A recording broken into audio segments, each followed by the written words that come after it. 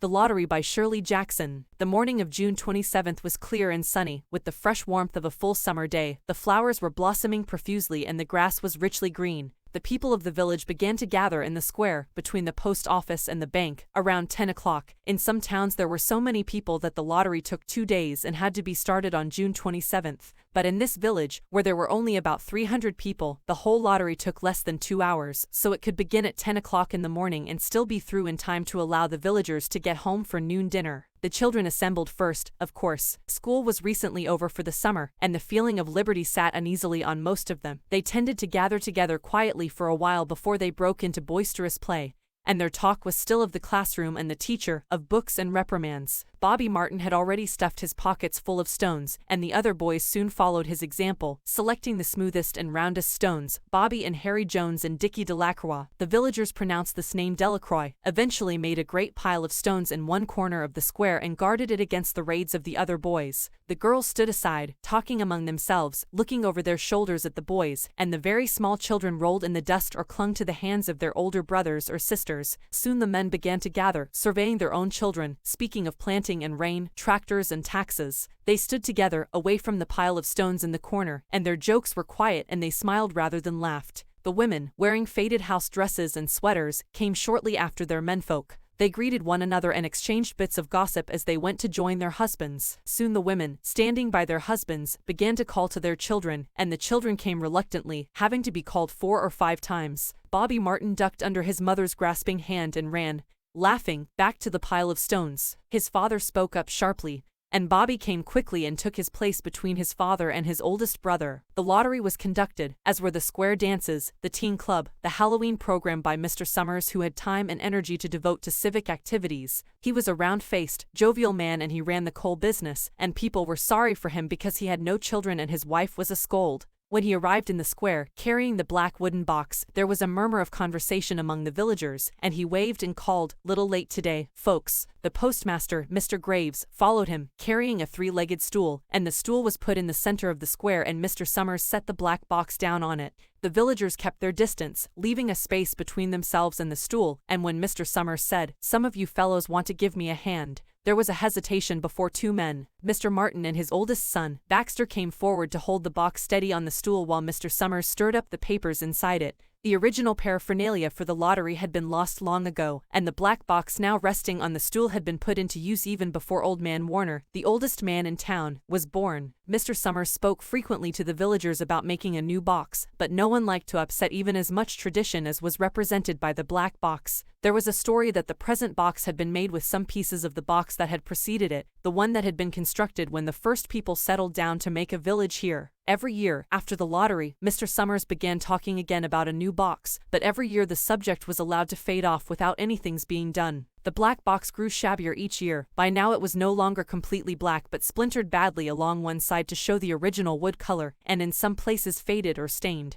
Mr. Martin and his oldest son, Baxter, held the black box securely on the stool until Mr. Summers had stirred the papers thoroughly with his hand. Because so much of the ritual had been forgotten or discarded, Mr. Summers had been successful in having slips of paper substituted for the chips of wood that had been used for generations. Chips of wood, Mr. Summers had argued, had been all very well when the village was tiny, but now that the population was more than 300 and likely to keep on growing, it was necessary to use something that would fit more easily into the black box. The night before the lottery, Mr. Summers and Mr. Graves made up the slips of paper and put them in the box, and it was then taken to the safe of Mr. Summers' coal company and locked up until Mr. Summers was ready to take it to the square next morning. The rest of the year, the box was put away, sometimes one place, sometimes another. It had spent 1 year in Mr. Graves's barn and another year underfoot in the post office, and sometimes it was set on a shelf in the Martin grocery and left there. There was a great deal of fussing to be done before Mr. Summers declared the lottery open. There were the lists to make up, of heads of families, heads of households in each family, members of each household in each family. There was the proper swearing in of Mr. Summers by the postmaster as the official of the lottery. At one time, some people remembered, there had been a recital of some sort, performed by the official of the lottery, a perfunctory, tuneless chant that had been rattled off duly each year. Some people believed that the official of the lottery used to stand just so when he said or sang it. Others believed that he was supposed to walk among the people, but years and years ago this part of the ritual had been allowed to lapse. laps. There had been, also, a ritual salute, which the official of the lottery had had to use in addressing each person who came up to draw from the box, but this also had changed with time, until now it was felt necessary only for the official to speak to each person approaching. Mr. Summers was very good at all this. In his clean white shirt and blue jeans with one hand resting carelessly on the black box, he seemed very proper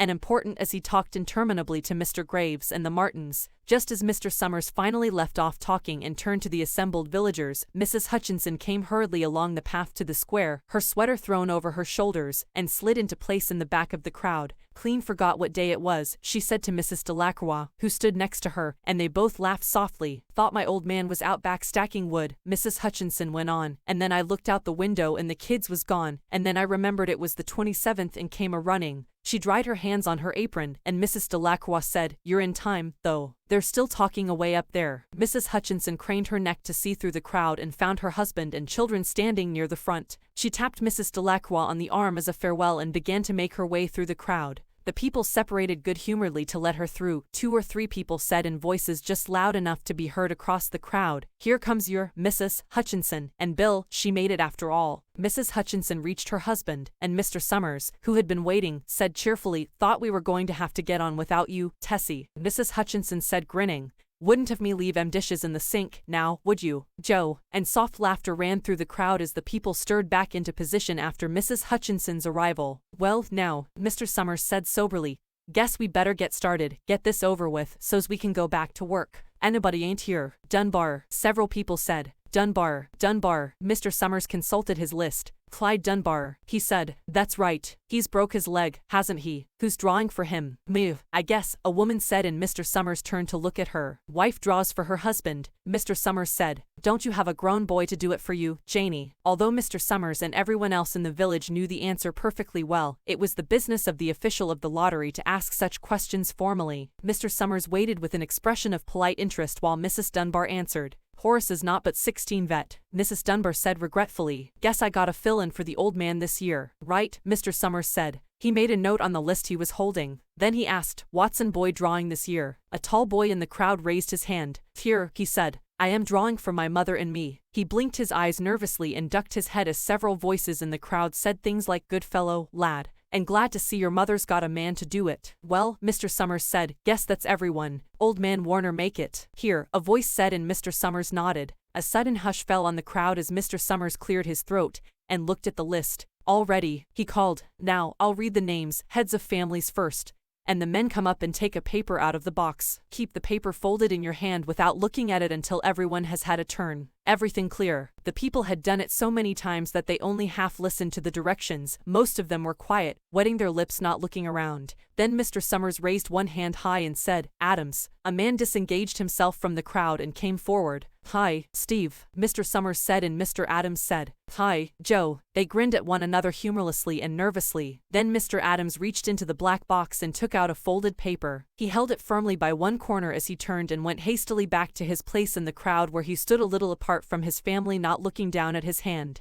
"Allen," Mr. Summers said. "Anderson, Bentham, seems like there's no time at all between lotteries anymore." Mrs. Delacroix said to Mrs. Graves in the back row, "Seems like we got through with the last one only last week." "Time sure goes fast," Mrs. Graves said. "Clark, Delacroix, there goes my old man," Mrs. Delacroix said. She held her breath while her husband went forward. "Dunbar," Mr. Summers said.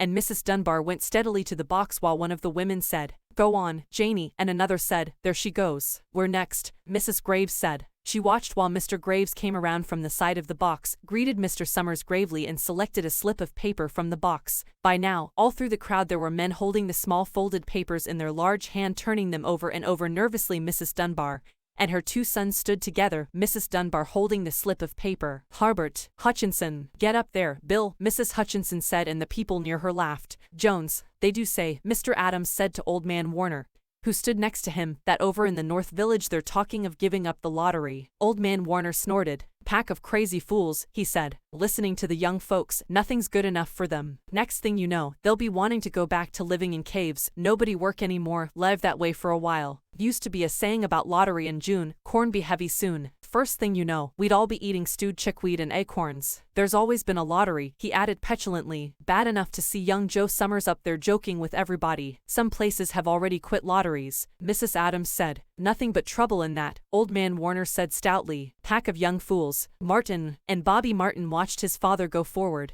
Overdyke, Percy, I wish they'd hurry, Mrs. Dunbar said to her older son. I wish they'd hurry. They're almost through, her son said. You get ready to run, tell Dad, Mrs. Dunbar said. Mr. Summers called his own name and then stepped forward precisely and selected a slip from the box. Then he called, Warner. 77th year I been in the lottery, Old Man Warner said as he went through the crowd. 77th time. Watson the tall boy came awkwardly through the crowd. Someone said, Don't be nervous, Jack, and Mr. Summers said, Take your time, son. Zanina. After that, there was a long pause, a breathless pause, until Mr. Summers, holding his slip of paper in the air, said, All right, fellows. For a minute, no one moved, and then all the slips of paper were opened. Suddenly, all the women began to speak at once, saving, Who is it? Who's got it? Is it the Dunbars? Is it the Watsons? Then the voices began to say, It's Hutchinson. It's Bill. Bill Hutchinson's got it. Go tell your father, Mrs. Dunbar said to her older son. People began to look around to see the Hutchinsons. Bill Hutchinson was standing quiet, staring down at the paper in his hand. Suddenly, Tessie Hutchinson shouted to Mr. Summers, You didn't give him time enough to take any paper he wanted.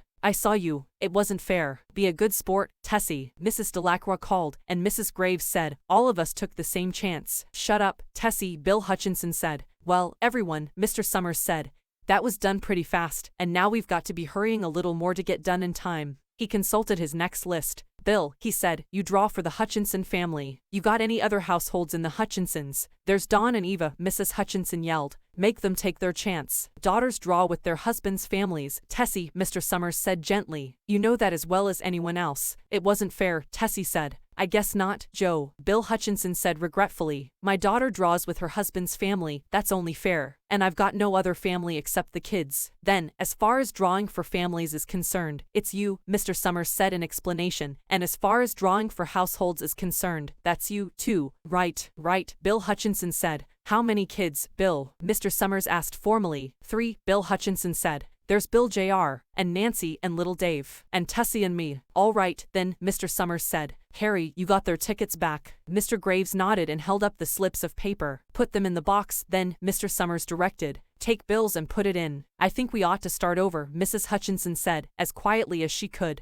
I tell you it wasn't fair. You didn't give him time enough to choose. Everybody saw that. Mr. Graves had selected the 5 slips and put them in the box, and he dropped all the papers, but those onto the ground where the breeze caught them and lifted them off. Listen, everybody, Mrs. Hutchinson was saying to the people around her. Ready, Bill? Mr. Summers asked, and Bill Hutchinson, with one quick glance around at his wife and children, nodded. Remember, Mr. Summers said, take the slips and keep them folded until each person has taken one. Harry, you help little Dave. Mr. Graves took the hand of the little boy, who came willingly with him up to the box. Take a paper out of the box, Davy, Mr. Summers said. Davy put his hand into the box and laughed. Take just one paper, Mr. Summers said. Harry, you hold it for him. Mr. Graves took the child's hand and removed the folded paper from the tight fist and held it while little Dave stood next to him and looked up at him wonderingly. Nancy next, Mr. Summers said. Nancy was 12, and her school friends breathed heavily as she went forward switching her skirt, and took a slip daintily from the box. Bill, Jr., Mr. Summers said, and Billy, his face red and his feet over large, near knocked the box over as he got a paper out. Tessie, Mr. Summers said. She hesitated for a minute, looking around defiantly, and then set her lips and went up to the box. She snatched a paper out and held it behind her. Bill, Mr. Summers said, and Bill Hutchinson reached into the box and felt around, bringing his hand out at last with the slip of paper in it. The crowd was quiet. A girl whispered, I hope it's not Nancy, and the sound of the whisper reached the edges of the crowd. It's not the way it used to be, Old Man Warner said clearly. People ain't the way they used to be. All right, Mr. Summers said. Open the papers. Harry, you open little Dave's. Mr. Graves opened the slip of paper, and there was a general sigh through the crowd as he held it up, and everyone could see that it was blank. Nancy and Bill Jr. opened theirs at the same time, and both beamed and laughed, turning around to the crowd and holding their slips of paper above their heads. Tessie, Mr. Summers said. There was a pause, and then Mr. Summers looked at Bill Hutchinson, and Bill unfolded his paper and showed it. It was blank. "It's Tessie," Mr. Summers said, and his voice was hushed. "Show us her paper, Bill." Bill Hutchinson went over to his wife and forced the slip of paper out of her hand. It had a black spot on it, the black spot Mr. Summers had made the night before with the heavy pencil in the coal company office. Bill Hutchinson held it up and there was a stir in the crowd. "All right, folks," Mr. Summers said. "Let's finish quickly." Although the villagers had forgotten the ritual and lost the original black box, they still remembered to use stones. The pile of stones the boys had made earlier was ready. There were stones on the ground with the blowing scraps of paper that had come out of the box. Delacroix selected a stone so large she had to pick it up with both hands and turned to Mrs. Dunbar. "Come on," she said. "Hurry up." Mr. Dunbar had small stones in both hands, and she said, gasping for breath, "I can't run at all. You'll have to go ahead and I'll catch up with you." The children had stones already, and someone gave little Davy Hutchinson few pebbles. Tessie Hutchinson was in the center of a cleared space by now, and she held her hands out desperately as the villagers moved in on her. "It isn't fair," she said. A stone hit her on the side of the head. Old Man Warner was saying, come on, everyone." Steve Adams was in the front of the crowd of villagers, with Mrs. Graves beside him. "It isn't fair, it isn't right," Mrs. Hutchinson screamed, and then they were upon her.